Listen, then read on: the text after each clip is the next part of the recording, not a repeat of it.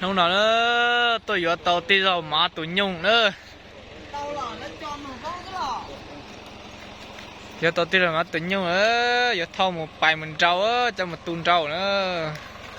Cái ngọt còn cái nó thái rồi, cái cũng một con đó cũng. Khím này có khím. Dùng trâu thịt tiếu. Rồi nó chế giờ bài mình trâu nữa. Lấy tự nhiên nông tao đó. Cố tua dòng tạt tà phải nhung ra chỉ lo bị trả.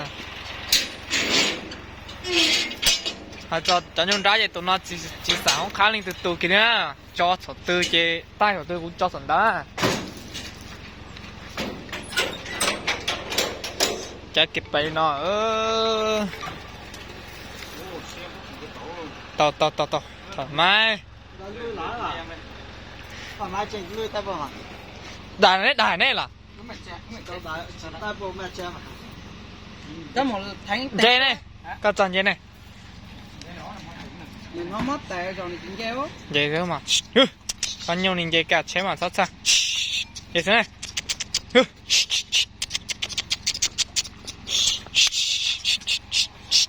đi dạ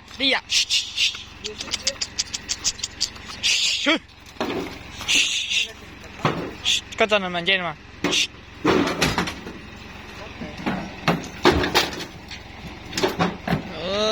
dê kia đi nọ nữa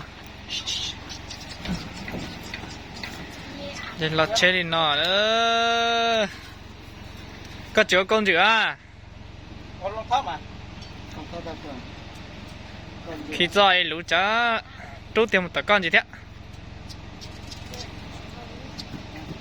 นี่ก็โตเตี้ย nó chắc cái gì chơi nó vô bài mà nó lên tự nhiên nó to